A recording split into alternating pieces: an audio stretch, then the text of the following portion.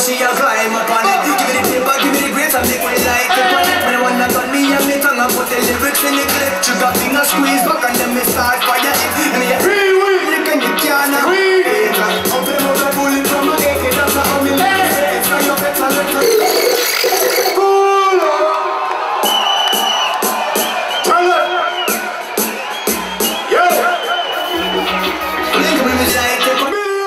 I find a lot of what's been made in Jamaica in recent times vacuous and shallow, empty rhythms, subject matters and topics which I just cannot believe. I mean, there's one particular record in Jamaica at the moment.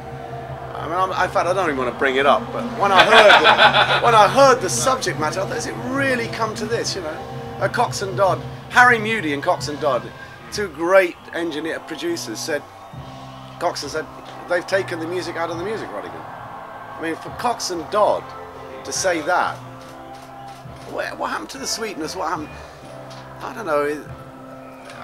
And I don't think it's an age thing. I just think, I mean, I think it will come back. But what I don't understand is, why is Jamaica obsessed with making hip-hop records? Yeah. What's that about? If I want hip-hop, I can hear it in Bronx, Brooklyn, Queens, LA, whatever.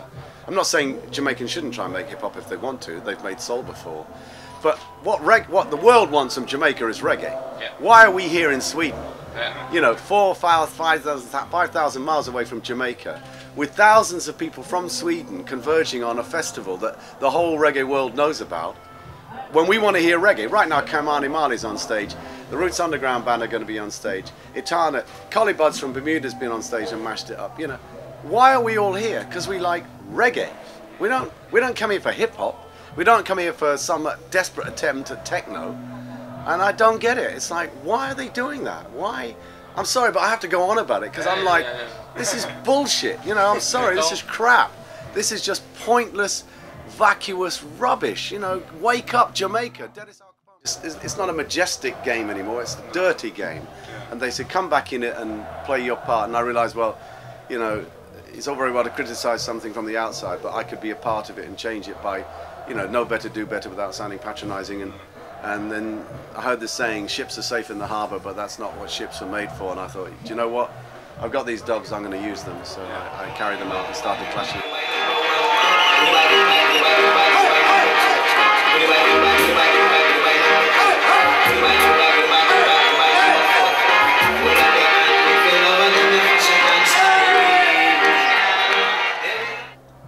When I went to Jamaica 31 years ago, and I was at King Tubby's studio, I mean, okay, boring old fart, Rodigan. I'm not a boring old fart, because that's how it was. It was exciting to listen to those sound systems. When I first heard Bodyguard, I first heard Stone Love as a sound system playing, the sound tuned up and the selectors choosing and the vibrancy of the music, Rory at the control, that whole thing, it was, but now it's like you could be listening to any sound. They all sound the same.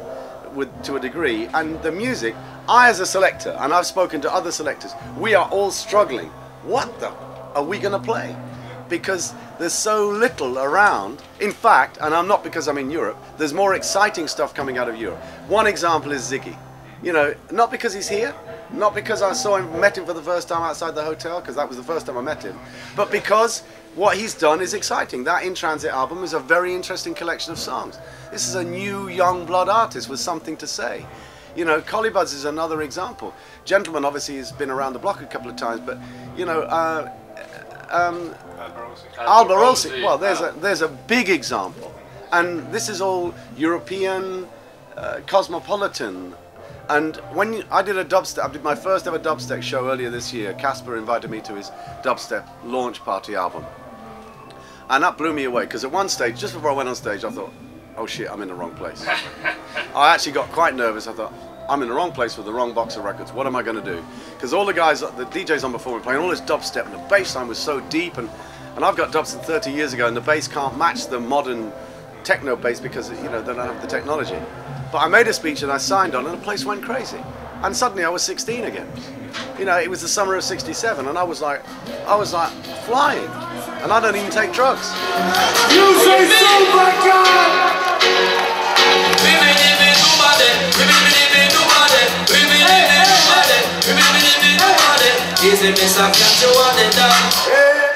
They said they'd never seen so many reggae artists in JVC at one time. There was literally, I had them all, it was like an amazing experience for me. You, Roy, Derek Harriott, I was like, all my heroes are lined up.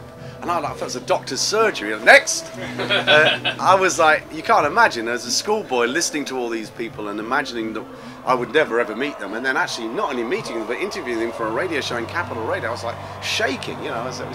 And Barry G was one of the DJs on that station. And I said, would you come and do a little news desk? And he said, yeah. And he said, do you mind coming on my show that Saturday night? And I did. And at 8 o'clock, when the news was finished, he said, let's do a clash. I said, thanks for the warning, you know. So in the news, he decided to do a clash. And we did. And it just was the most exciting. It started at 8 o'clock, still going at 2 o'clock the next morning.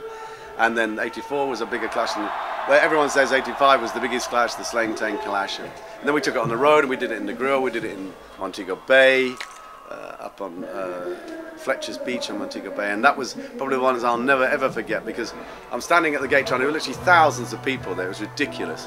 And this chap tapped me on the shoulder, and I turned around, it was Augustus Pablo. And I said, Pablo, what's going on? He said, come for beer for you. Because in those days, you could draw for an artist. But who would ever think to even have the guts to ask Augustus Pablo? Well, no one, especially me, because he was notorious, reclusive, you know. But I knew him, and I interviewed him, and I played his music on the radio. And I said, what? And he said, yeah. So I didn't tell, you know, Barry G saw him there, because Barry G could have drawn for Josie. That's what used to happen. Artists would come on and be in your corner. Yeah. And at the peak of the dance, I said, Barry Gordon, follow this. Live and direct, in the dance, Augustus Pablo. And he stepped out, and the place went crazy.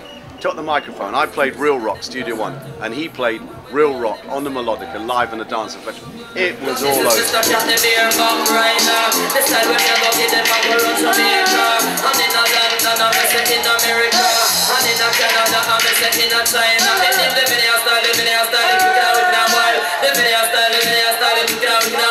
The one purpose with animal party, and the one purpose with human party, and the one called shopping with ocean party. Me say here go, me say Captain in the yard party.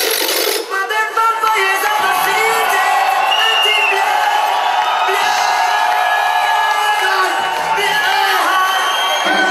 you could have put a ring on eye, you could have put a fire on eye, you could have put The first big clash in New York, I think it was 85 or 86. We did it in the Brooklyn Empire, and the crowd was 4 deep all the way around the block. It was ridiculous, thousands of people. We were so nervous because we had no idea. This promoter booked us, took us to New York, and we went to the venue, and it's like, oh my God, you know, and it was just unbelievable. I mean, I couldn't cue up the first record. I was shaking so much, I couldn't cue up the record. And when we played Slang Tang, well, that was it. And you know who was new on that show? A new kid that we brought on stage? Chakademus and Pliers. Chakademus. We brought him as a special guest. Yeah. Just here in Stockholm. And we also brought on as a new guy trying his luck, Tiger. Right. I think it was 85. What about? It feels like Shine has been like your artist. Yeah, I rate him highly. Yeah. I rate him highly because of his energy and the fact that he was able to twist it again. It was that New York twist, the rap, the influence of rap. His lyrical content. Yeah, he can sing, he can dance, he can whistle like no one else on the planet. You know, that sounds ridiculous, but he really can whistle anything.